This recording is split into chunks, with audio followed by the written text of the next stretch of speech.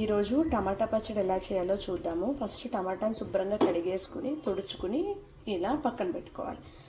తర్వాత కొంచెం ఆయిల్ పోసుకుని బోల్ ముక్కుని వేడి చేసుకుని ఉంచుకోవాలి. నూనె వేడెక్కిందండి. ఇప్పుడు మనం ఏం చేద్దామంటే ఈ టమాటాలు సన్నగా ఇలా కట్ చేసి పెట్టుకున్నాము. ఈ టమాటాలని ఈ నూనెలో వేద్దాం.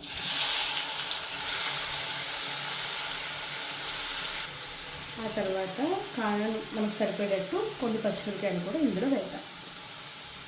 ఇది ఇప్పుడు ఇలా మగ్గుతుంది, మగ్గనిద్దాం కాసేపు.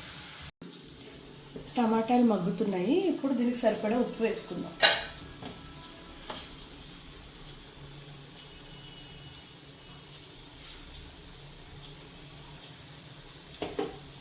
ఉప్పు వేసుకున్నాము. ఇప్పుడు చక్కగా దీన్ని కలుపుకుందాం.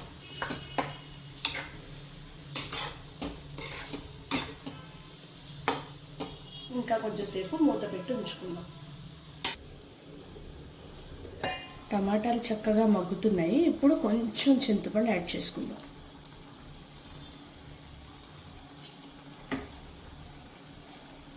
ఇంకా ఇప్పుడు ఇందాక మనం చింతపండు యాడ్ చేసుకున్నాం కదా, శుభ్రంగా చింతపండుతోటి ముక్కలన్నీ బాగా ఉడికాయి. ఇప్పుడు దీనిలో మనం కొంచెం పసుపు కారం యాడ్ చేసుకుందాం. కొంచెం పసుపు, మనకి కారానికి ఎంత కావాలంటే అంత కొంచెం కారం.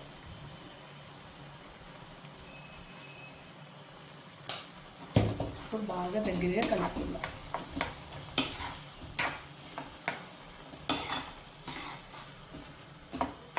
దగ్గరగా కలుపుకున్నాము. ఇప్పుడు దీన్ని కాసేపు మూత పెట్టి మగ్గనిద్దాం. టమాటాలు శుభ్రంగా మగ్గాయి. ఇప్పుడు స్టవ్ ఆఫ్ చేసేసుకుని ఈ మొత్తం పచ్చడిని ఒక ప్లేట్లోకి తీసుకుందాం.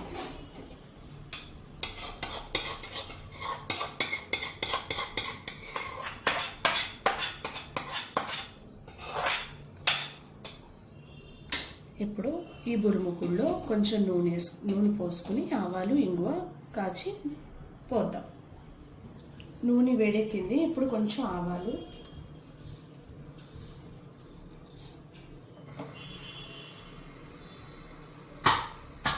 ఇంగువ,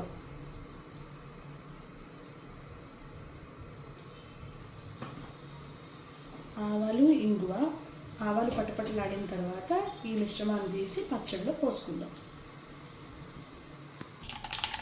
ఇప్పుడు ఈ ఆవాలు ఇంగువ ఏదైతే మనం పోసుకున్నాం దాన్ని పచ్చడిలో పోసుకుందాం.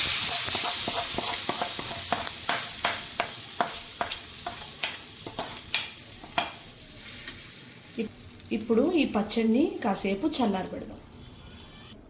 పచ్చడి శుభ్రంగా చల్లారిపోయింది. ఇప్పుడు దీనికి కొంచెం మనం ఆవాలు మెంతులు కొట్టిన పౌడర్ని కొంచెం యాడ్ చేసుకుందాం. ఈ ఆవాలు మెంతులు పౌడరు నా ముందు ఉసిరి పచ్చడి వీడియోలో ఎలా కొట్టుకోవాలో చూపించాను. అలా మనం దాన్ని పౌడర్ చేసుకోవాలి. ఇప్పుడు ఆవాలు మెంతులు పౌడర్ వేసాం. దీన్ని చక్కగా కలుపుకుందాం. ఇది కూడా అంతా కలిపేసాము. పచ్చడి రెడీ అయిపోయింది. చాలా బాగుంటుంది.